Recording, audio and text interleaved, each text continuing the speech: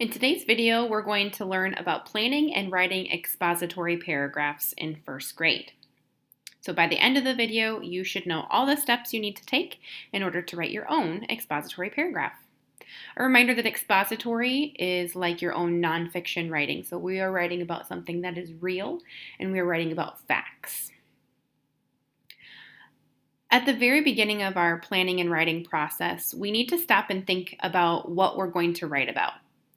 As I'm thinking about expository, it has to be something that's true, like we said before, and we're giving facts about something. So as I'm brainstorming some ideas, I need to think about what I'm an expert at. What do I know a lot about that I can share facts about? Not my opinion and how I feel about something, but really true facts. So I'm going to brainstorm a few ideas to start off. I'm going to think about things that I'm an expert on, things that I could write a lot about that I'm very knowledgeable in.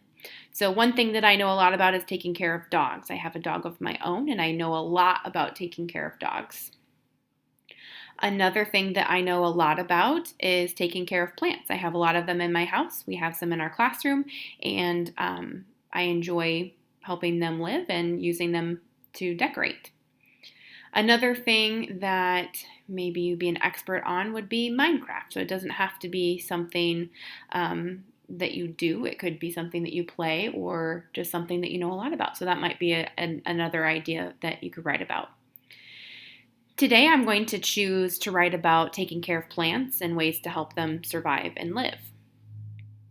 So since I'm choosing plants, now that I have chosen my topic, I'm going to move to my brainstorming sheet so that I can come up with facts or big ideas about my topic. So if we zoom into this page a little bit, you have copies of this in your planner, in your journal. If we zoom in just a little bit, that circle in the middle is going to be where your topic goes. And so my topic that I'm writing about today is ways to take care of plants. So I'm going to write that in the middle. My next step for planning and writing an expository paragraph is I'm going to think of my big ideas or my facts. And those are going to go around the outside to create my web. So I'm going to try and think about 5 different facts about ways to take care of plants. I'm not going to say how I feel about plants. I'm going to save that for opinion writing, which is later. Right now, I'm just thinking about facts, things that no matter who you ask, they are true. So one thing that I know for sure about taking care of plants is that they need water. A lot of people forget to water them or don't water them the right amount. So that's really important that they have water. So you'll see that I wrote the word water and I drew a line to it as a part of my web. I could draw a small picture next to it to remind myself what it is, but if I did my stretching, I could probably tell what it is, water.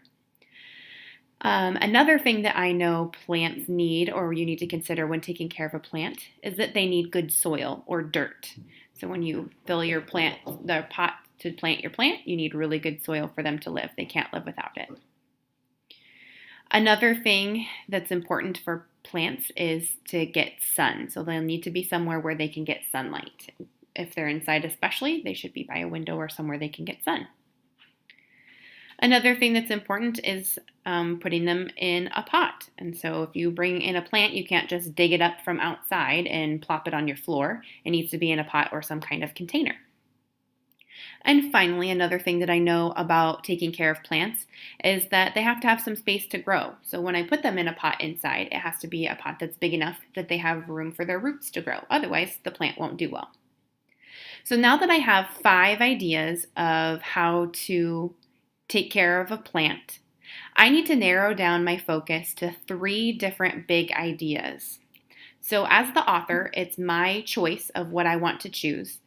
But I'm probably going to choose the ones that I think are the most important or the most interesting for the readers. And so if I wanted to make a book about ways to take care of plants, then I'm thinking that the 3 that are the most important would be water, that they need good soil, and that they need sun, because I know they cannot grow without those things. So I chose those as my 3 big ideas. We're going to color code these to help us as we go throughout our planning process. And so our topic is always going to be green, and our big ideas are going to be yellow. Again, this color coding is just a system to help us make sure we have all those parts and we can see the relation through all of our planning and writing process of which parts we have written.